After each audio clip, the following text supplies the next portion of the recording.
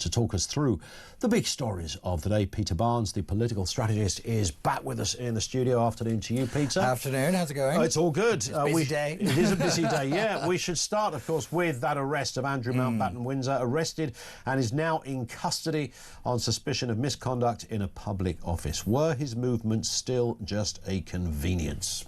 We're staying at the house of a convicted sex offender. It was a convenient place to stay. It was a convenient place to stay. There it is. Astounding. It was just that. It was a convenient place to convenient, stay. Yeah. I mean, I saw this and I was like, well, this is monumental. And then, you know, the King seems to have, to a degree, come out and said, you're on your own, brother. And that's how I've taken to read that statement, because all of this seems to be very clearly in one line, that they're going after the misconduct in a public office, and that's rather because I don't think they've really got the evidence to get him on anything else. Yes.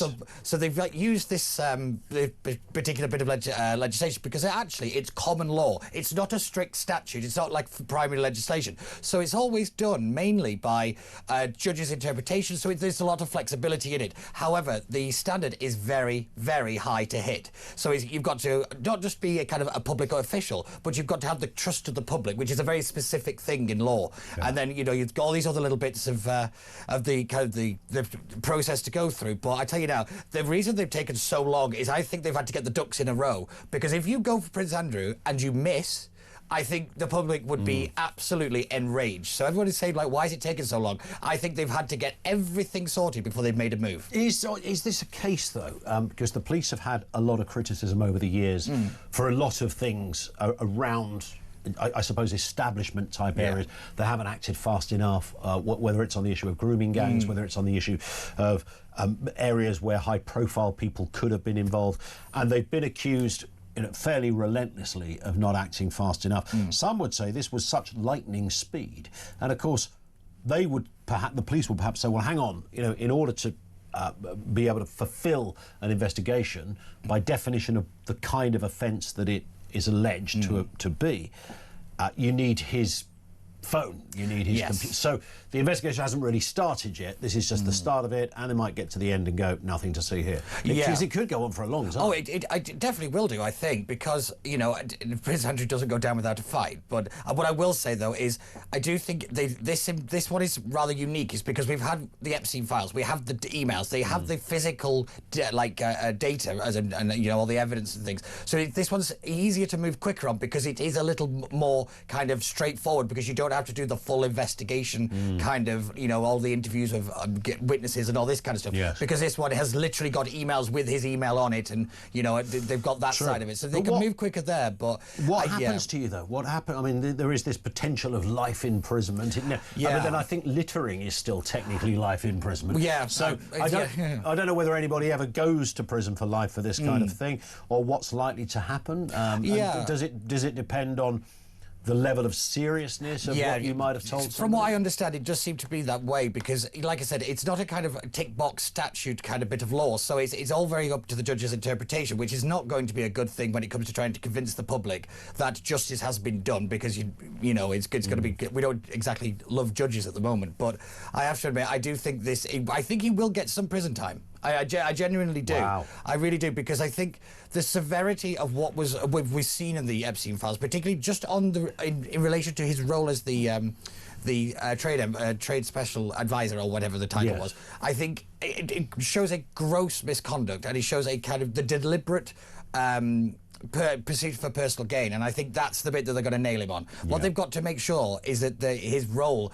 is that of public trust. That's the key bit, and if they miss on that, I think the whole thing will collapse. Well, right now he's either being interviewed or awaiting in a cell, and I would imagine it doesn't change because you're him. So either way, Thames Valley Police carried out that arrest this morning, and of course Mr. Mountbatten-Windsor is in full denial of any wrongdoing, and he hasn't been convicted of any crime. And this is only about that particular area. That's really important to of stress. Misconduct in a public office. Yeah, so really important. Let's move to this. This is another battleground, the battle on the right. Who's going to win the fight on the right? So we've now got Restore, Advance and Reform, sort of arguing it out with varying degrees, it seems, of support, but all singing from a similar hymn sheet, but there are nuances here. Yes, so this is one of those things where I get to say, I told you this was going to happen. Yeah. I have to admit that a little bit of joy has come out of these stories, but what I will say is on this particular one, it is about how far you're willing to go. So this is why they all sound very similar, is because they've all got the same policy. It's how far you're willing to go. So on the issue of deportations,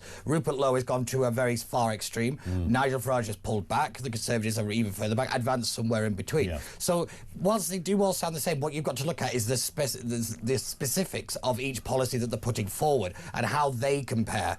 And I think that's the key difference between it, because the big problem is the right have introduced what I call ideological litmus tests. In other words, you've got to be this type of Conservative. You don't believe in this and believe in this. And then the moment you stray out of that, you think you're a traitor, you're not a patriot, you're this, you're that. And that's basically what's happened with Nigel, because he has promised the world, he's had to kind of under-delivered it, if we're being brutally honest, because he's had to bring in the very people that he said were incompetent and ruined the country. So once you've done that, there's a big bit of that base who goes, well, wait a minute, you're no better than the one that you said that you were better than. So I think this is where it's all broken down, is because there was zero expectation management, there was zero narrative control, and they were pouncing on every attack line they could find to take down the Conservatives. The problem now is the Reform are somewhat in the establishment now. They're in Parliament, they are an established political party, they're on track to maybe be the next government.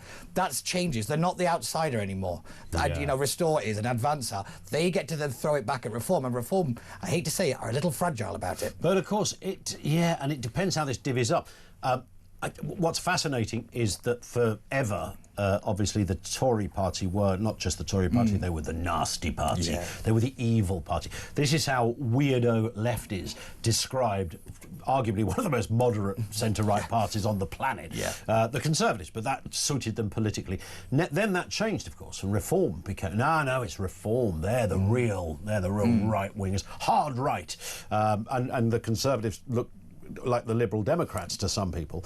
Now that's changed again, because you've got Nigel Farage condemning Rupert Lowe's policy on deportations, which many Reform supporters thought they were going to get that from Nigel Farage, and they won't. And I've said this forever, there won't be any mass deportations if Nigel Farage becomes Prime Minister. That just ain't going to happen. Yeah, I have to admit, it's quite entertaining to watch Nigel throw the very attack lines that he was thrown at him when he was at UKIP. Yes. This is exactly what it is. This has all come full circle. It's very entertaining. But it is a major problem, because when we look down at it electorally and the maths of this all, there is a real, threat that faces Reform, and I don't think they're really confronting it with the seriousness that they should do. Because, these other parties don't have to take seats. They have to take votes. And votes, where most constituencies are about 2% of a majority, it doesn't take much to kind of flip them. And unfortunately, I think if they Restore and Advance do combine together, and they really have to.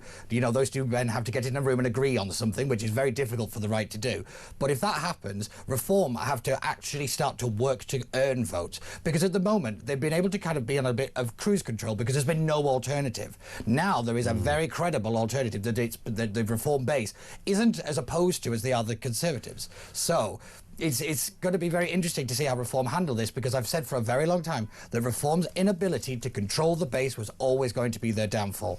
And yet again, I was rather proven right. Does it, in any respect, and I mentioned it at the top, could this improve Labour's chances of coming back in 2029? To be honest, Labour's big problem isn't Reform, it's the Green Party. So I always say that the Labour Party will be taken out by a southpaw, not a right hook. Yeah. So basically, the Labour Party are losing the majority of their support, not to Reform, but they're losing it to the Green Party, because they're seen as more progressive, they're seen as more willing to take on the kind of social change, the social dynamics and all this kind of stuff. Unfortunately, what it actually means is that we're going to have so many different factionalizations. The way I've described it is the two-party system didn't collapse, it shattered.